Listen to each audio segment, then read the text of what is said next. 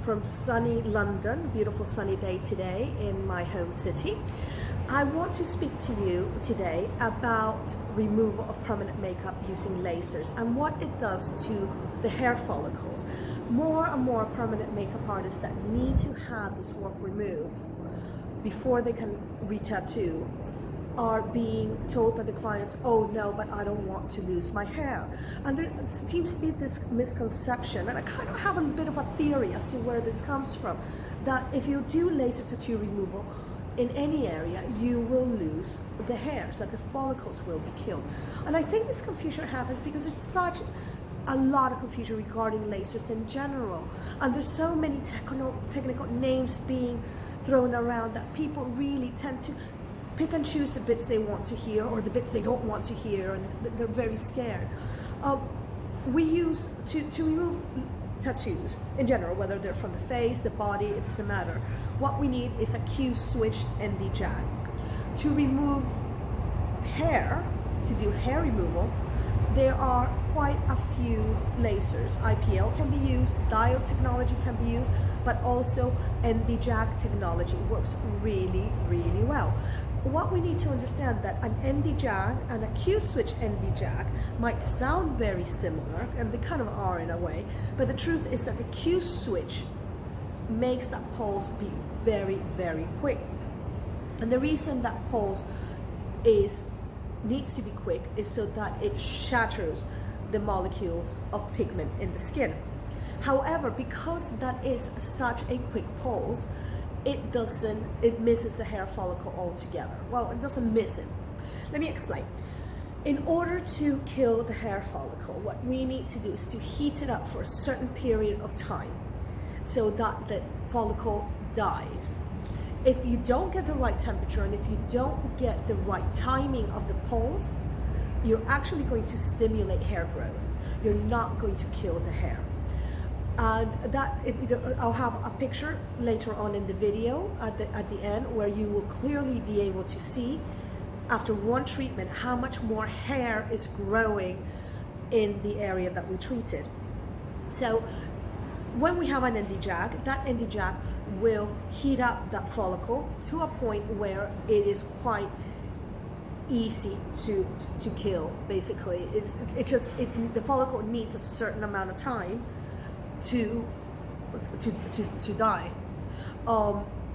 Whilst if you switch that same pulse, it's so quick that although the hair follicle is going to feel it, it's more like a slap in the face. It's not going to kill it. It's going to wake it up. And that's why we actually see much more hair growth after a treatment using a Q-switch ND jag for tattoo removal. The same concept can be used and is being used currently in the aesthetics industry to stimulate growth. So for say male pattern baldness, etc., they are using certain amounts of Q-switch ND jag to stimulate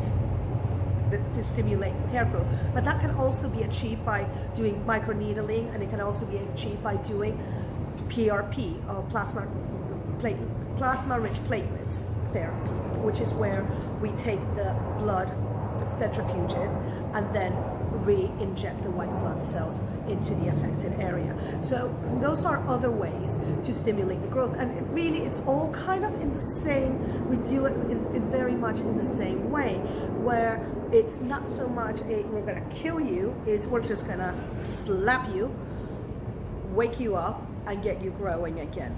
If a hair follicle is dead, nothing's gonna wake it up. There is no waking up the dead. So we can only work on hair follicles that are dormant. If the hair follicle is dormant, we can absolutely wake it up. Also, if it's not dormant, it's not dead, but it's kind of giving out just little thin hairs, we can also re-stimulate the follicle to produce stronger hair. This again can be done with various methods. I do it with a Q-switch ND jag, but when I do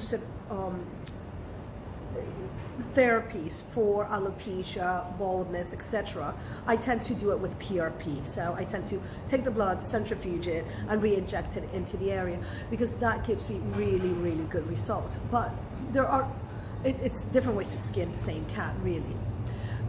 So what I ask, if you're a permanent makeup artist and you're watching this, the next time somebody says to you, oh, I don't want laser because I don't want to lose my hair, then you can say to them, actually a Q-switch and D-jack will not make you lose your hair. The problem we have here is that really all of this is training. So it's important that the technician is trained specifically to remove pigment from the face, because otherwise they're going to be using too much power, and that hair follicle might not die because of how quick the pulse is. It might die because the skin's going to be damaged. So we might have hair loss as a result of damage to the skin. So it's really important that if you're sending your clients to get laser, that technician is absolutely trained to remove pigment from the face, and that they're trained properly. Not all training is specifically for the face. If you like my channel and if you enjoyed this video, I ask you to please hit the subscribe button and just look out for more videos that are coming your way. See you soon. Bye.